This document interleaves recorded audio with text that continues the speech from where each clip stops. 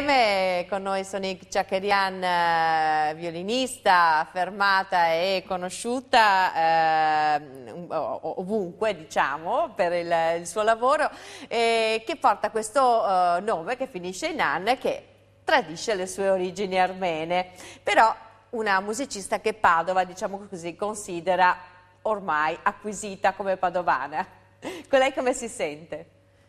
Sono esattamente metà e metà, perché io ho il papà armeno, ma sono nata in Siria, sono di madrelingua armena. Diciamo che i miei primi 7 anni li ho vissuti ad Aleppo, in questa grandissima comunità armena che c'era, e quindi sono di madrelingua. La mamma invece è padovana e quindi il legame con la città di Padova è molto forte, molto sentito, e anche con la mia parte italiana. E tra l'altro a Padova è anche la città di Antonia Arzan, è vero, grande donna armena, di origini armene, che abbiamo avuto anche noi tante volte ospite qui con noi, una persona assolutamente deliziosa. Siete amiche? Vicine di casa. Anche? Siamo quasi confinanti, sì, siamo amiche da molti anni naturalmente. Sì. E anche lei, oltre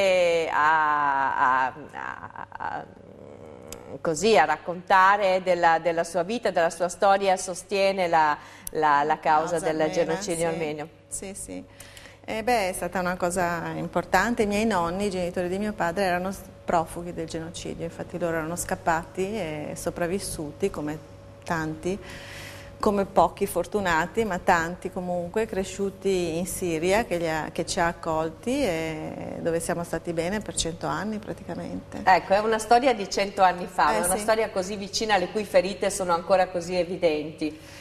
Si sente, resta nel tuo DNA, insomma, ce l'hai nella tua storia, nel tuo passato, parenti, nel tuo sì. viso, no? Nei tratti c'è, che sì, porti sì. dei parenti. Certamente sì. Allora, la Sonique Chakerian ha iniziato a suonare il violino che era proprio una bambina sostanzialmente, e da qui ha iniziato la sua carriera, che poi l'ha portata a suonare in giro per il mondo. Ultimamente uno dei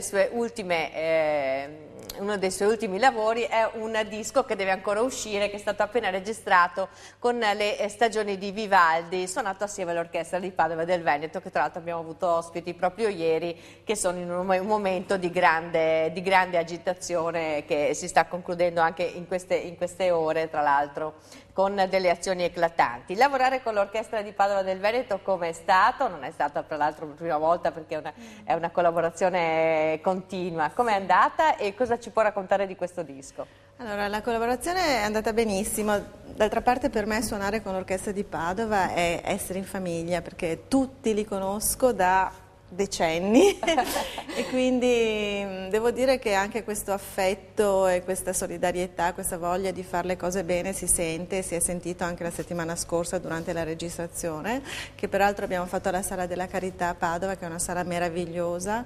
L'avete testata anche dal punto di vista discografico? Sì, la stanno già usando abbastanza, devo dire, e tra l'altro trovare un luogo in cui registrare un disco è sempre un problema, perché ce ne sono pochi studi di registrazione, ma in più devo dire un luogo che anche ti scaldi un po' il cuore, perché un conto è andare in uno studio magari un po' freddo, un conto è essere in una sala tutta affrescata. Devo dire che l'arte aiuta l'arte, insomma, e quindi si è creata una situazione, un'atmosfera molto piacevole.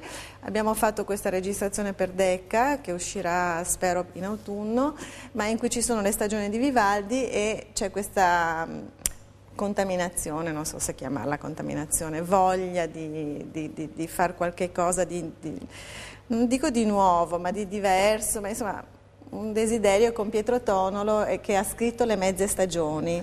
Pietro Tonolo è un sassofonista, un jazzista, un improvvisatore, bravissimo naturalmente, e questo progetto lo stiamo portando in giro, è piaciuto molto alla casa discografica e così, insomma. Quindi l'abbiamo anche registrato. 8 sostanzialmente. Sono diventate 8, no 4, no perché 8 no, sono mezze. Sono 4 e alcune mezze. Ecco, così abbiamo sentito anche il famoso adagio che dice che non esistono più le mezze stagioni, invece certo. in questo disco esistono Esiste anche il fuori stagione. Esiste anche il fuori stagione. Ecco, tra l'altro diciamo che è bello anche il fatto che abbiate scelto Vivaldi, che porta ovviamente tutta una storia, una tradizione, ma porta anche al territorio, perché diciamo la storia di Vivaldi è tra Venezia e Padova, per cui certo. è anche proprio bello che sia nata qui questa iniziativa discografica. Che cosa porta di più? Cosa ha potuto mettere in un'esecuzione in cui, voglio dire, si confronta con la storia della musica sostanzialmente? Beh, fare un altro disco delle stagioni di Vivaldi così non aveva senso, perché ce ne sono talmente tanti che penso sia stata interessante questa intromissione e questa idea dell'improvvisazione, che comunque dal barocco, da una musica colta, fra virgolette, se così la si può definire, rimane anche nell'improvvisazione jazzistica l'idea di creare, di fare, insomma esiste un legame forte tutto sommato, nonostante i mondi siano lontani, apparentemente lontani, in qualche modo vicini, e c'è una bella, come posso dire, una bella aria nuova, fresca, interessante, forse giovane. Diciamo che il termine virtuosismo, noi siamo abituati a sentirlo legato dai violinisti, ma tanto spesso ai maschietti, però, no? Ai violinisti maschi. Invece questo termine si adatta molto bene a Sonik Chakerian, che ha interpretato anche delle musiche molto complesse, penso a Paganini, sì. Quindi anche con Vivaldi diciamo che l'esperienza deve essere stata abbastanza intensa. Beh, Vivaldi il violinismo richiede un violinismo molto brillante, molto sciolto, molto duttile, sicuramente bisogna essere dei bravi violinisti per affrontare con freschezza questo repertorio. D'altra parte anche Paganini è stato un italiano, e c'è una sorta di continuità e di tradizione degli archi, dello strumento ad arco in Italia, anche con la liuteria, insomma importante. E quindi... Ha suonato il suo violino o ha preso sì. Un violino speciale per questo concerto? Ho il mio violino, ho un Gagliano che suono da molti anni, di scuola napoletana, quindi italiano. Che poi tra l'altro ho letto di lei che ha potuto suonare anche il violino uno dei violini di Paganini. Sì, il cannone di Paganini, sì. Ecco, quanto conta questo strumento? Cioè avere tra le mani uno strumento, diciamo che ha fatto un po' la storia, no, della musica con Paganini, l'Italia. Beh, è un'emozione incredibile, come d'altra parte suonare tutti i grandi strumenti è molto emozionante, perché ti parlano e come si può dire, ti consigliano, ti suggeriscono, partecipano in modo attivo, più gli chiedi più ti rispondono. Lei come ha scelto il suo strumento? Beh, ho scelto, non sono cose semplici, nel senso che ci vuole anche un po' di fortuna, perché non sempre ti capita lo strumento tra le mani, e poi naturalmente bisogna sapere anche cogliere l'occasione, capirlo, si crea anche un'intimità speciale e molto personale, per cui quello che magari piace a me o con cui io mi trovo bene non è la stessa cosa per un altro musicista. È un legame abbastanza speciale, devo dire, e sono stata fortunata, ce l'ho da molti anni e continuo a essere molto contenta. Devo dire che sta bene con me il mio violino. Lo faccio vivere bene. Non possiamo apprezzarlo questa mattina per mostrare quanto stia bene con lei, sì. Perché credo che sia ho un rapporto sereno con lo strumento, non tutti abbiamo questo rapporto, ci sono persone più che... sono più complicate, sì, e che trasmettono anche questa cosa sullo strumento. Io penso di essere serena e per esempio non sono una violinista che va spesso dal liutaio, anzi proprio quasi mai non ho questo tipo di ansie, diciamo. No, ma credo che questa sua serenità si trasmetta anche nella musica che fa, piena di passione, piena sicuramente di colore, però sicuramente non di ansia. Ecco, io questo non penso di avvertirlo nella sua musica. Beh, grazie, comunque l'ansia forse è interiorizzata, sì. Di fronte a una prova come un concerto davanti al pubblico, credo che non si finisca mai di essere in ansia, anche perché per un musicista ogni partitura, ogni concerto è una vita nuova sostanzialmente. È vero. Ecco, lei come sta valutando? Cioè, viviamo una fase un po' complicata. Penso anche alla città di Padova, che le è tanto, che le è tanto cara, senz'altro fa parte anche della sua storia musicale, che sicuramente è più vasta. Però abbiamo parlato anche ieri con i ragazzi dell'orchestra, i maestri dell'orchestra di Padova e del Veneto, che considero sempre ragazzi che sembrano sempre giovani, del fatto che questa città non riesce ad esprimersi attraverso una struttura che abbia una sua dignità come casa della musica, un auditorium sostanzialmente. Se ne è parlato tanto, alla fine adesso è uscito completamente dalle cronache, diciamo, come tema. Invece penso che se lo meriterebbe. Abbiamo espresso tantissimi musicisti anche nella contemporaneità. È vero, sì.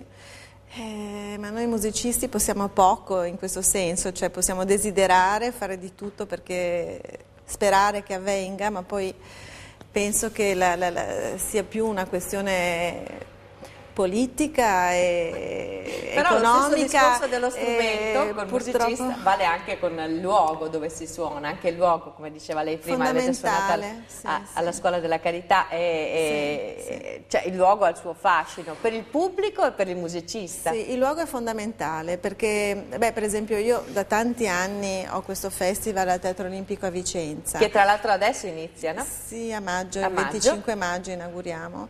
Ma voglio dire, il luogo è fondamentale perché deve creare, come posso dire, un contatto con il pubblico e l'artista, e certamente il suono, in questo senso, che è il nostro mezzo di comunicazione, deve arrivare a chi è seduto e ti ascolta. Certamente deve arrivare con tutta la sua intensità, la sua emozione, i suoi colori, la dinamica, ti deve avvolgere. Certo, e quindi poi c'è questo anche aspetto della contaminazione appunto della cultura, che non è soltanto legata, come la musica, voglio dire, è un'arte a tutto tondo, non c'è soltanto l'udito, ci può essere l'occhio, ci può essere proprio l'ambientazione, l'architettura, e tutto fa crescere sì, c'è necessità di star bene, di ricevere anche nel modo migliore. Certamente purtroppo sono state costruite anche molte sale in cui l'acustica sembra sia l'ultima necessità, invece ascoltare la musica nel modo migliore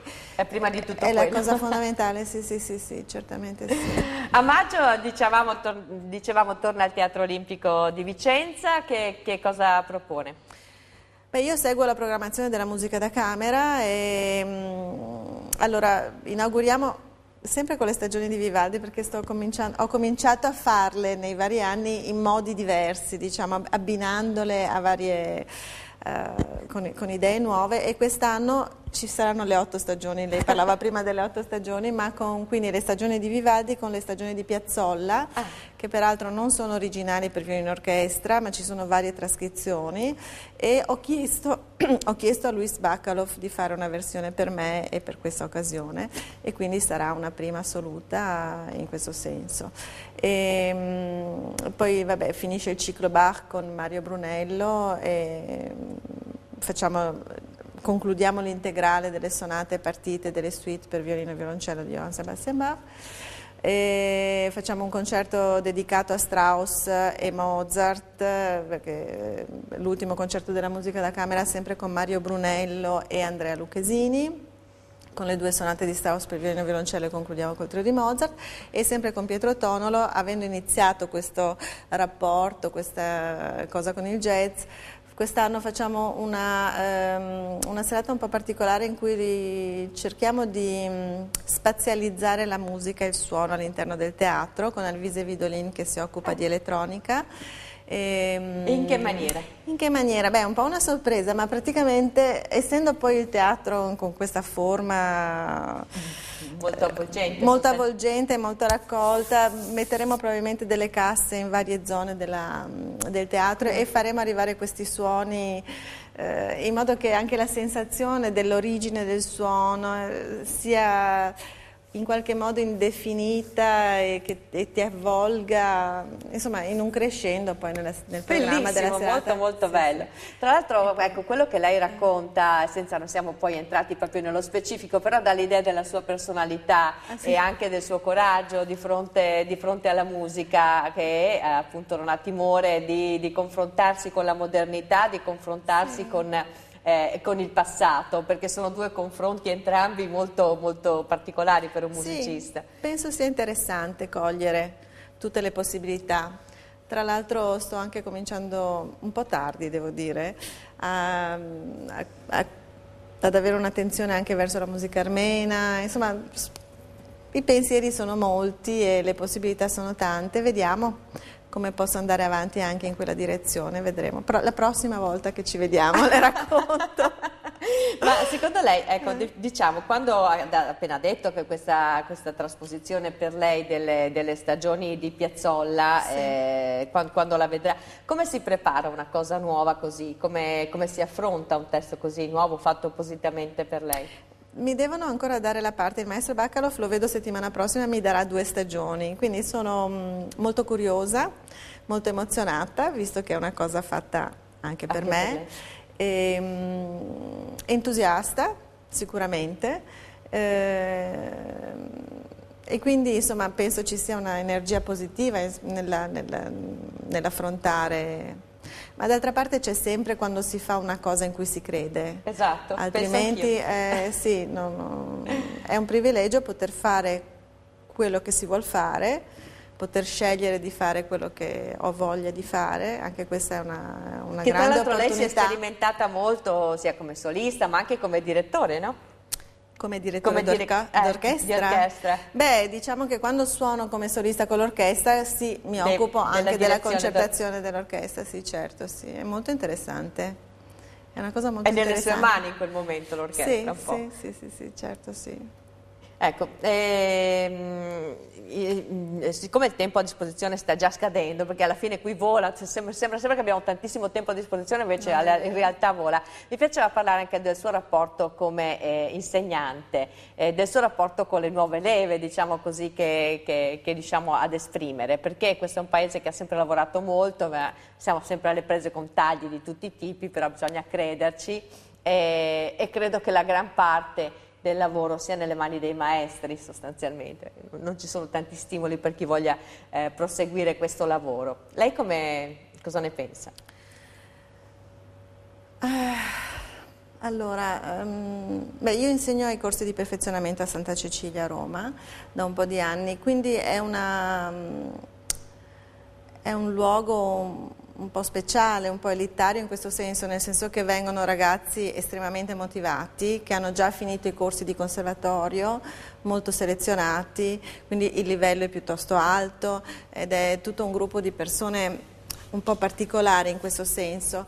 Io posso dirle quello che io cerco di fare per i ragazzi. Credo sia importante insegnare rispetto per la musica, che è rispetto della persona, rispetto degli altri, onestà intellettuale e quindi anche nei confronti dello strumento,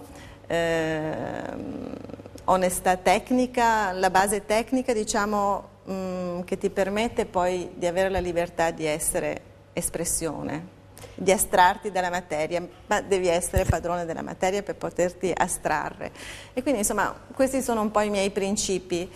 Poi le possibilità per i giovani, devo dire che adesso in Italia rispetto a molti anni fa ce ne sono anche di più di una volta e anche il livello tutto sommato si è piuttosto alzato. Nei miei anni di insegnamento ho avuto vari ragazzi piuttosto dotati e che sono riusciti a fare delle belle cose e ne ho ancora di bravi che verranno fuori molto bene, penso. Quindi cosa si richiede? Cioè adesso abbiamo proprio 15 secondi. Sì. Lei l'ha detto, la tecnica è la base sostanzialmente. Secondo me si richiede, a parte il talento che però è un dono che uno riceve e lì vabbè, però bisogna anche meritarselo il fatto di avere il dono, non è che tutti hanno il talento e poi lo riescono a portare avanti e quindi ripeto rispetto, volontà, disciplina, passione, libertà, varie cose, tante cose, intelligenza. Quando è che troviamo questo disco, quando potremo vederlo insomma materialmente, anche se adesso si parla di file, non più di dischi materialmente? Penso in autunno. In autunno uscirà? Sì. Allora lo aspetteremo. Grazie. Con la Decca diceva. Sì.